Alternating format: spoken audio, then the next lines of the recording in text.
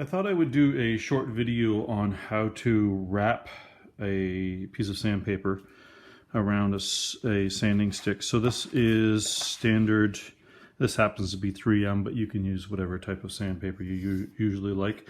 I like wet dry myself. One thing to note, hardwood as opposed to softwood, I don't use paint stir sticks because I find they're too thin, and I don't use two of them taped together because then you have a line down the side. So a piece of hardwood that's in pretty decent condition, roughly an inch wide by 3/8 thick, is a good idea. For this, obviously you'll need your sandpaper, a smooth surface, and your sanding stick. You'll also need a scriber for the way I do it, and I'll explain in a moment why I use a scriber. So the first thing I'm going to do is because I'm right-handed, I'm going to start on my left side, and I'm going to line this edge up with the edge of the sandpaper. And then I'm going to use my scriber, I'm going to hold it down tight, and I'm going to draw a light line. And all that does is it scores the paper portion, and then I roll it over, keeping it lined up with the inside line there. Make sure I have it lined up. And then I keep it still, and then I roll it over again one more time. Now once I've got it to the point where I'm doing the second short side, I'm going to actually flip this over, and I'm going to keep it tight in there like that. Now the reason I use my scriber for this is because whatever tool I use is going to be slightly sanded. And I use my scriber because it helps keep my scriber sharp while I'm doing this. So when I'm doing this, I'm pushing it back into the sandpaper all the way along. And as we wrap the sandpaper around, you'll notice when I'm done that I get a really crisp line, and that's because I'm scoring it each time I do it. And once I get the first one done, it's pretty quick. Try to make sure that you're running parallel, and you'll know that off the start. I turn this a little bit in my hand each time so that it sharpens it as I go.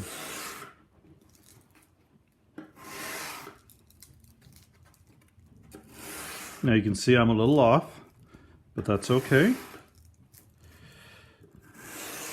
Now on the last one, I'm just going to bring this back over here and switch my light over. You can see how much off I am on here.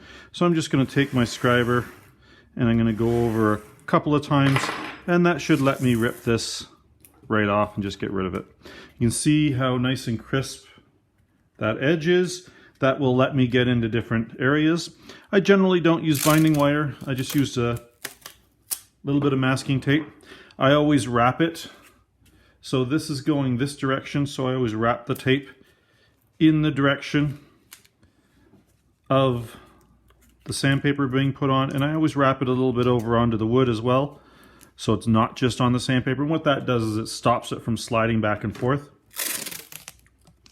I've got about 8 inches of masking tape. It is my recommendation that you don't use cheap masking tape. It's just frustrating, but you know, use what you got. There we go. So now that's nice and sharp on the edges here on both sides. And as I go, when I remove this, and I'm not going to do this because this is a brand new wrap, when I remove this, I just take my tweezers and I grab it right there and I rip it so that I have a full length.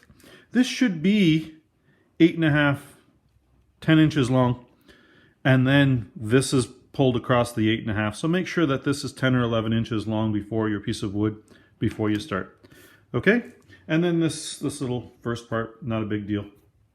You'll work around that.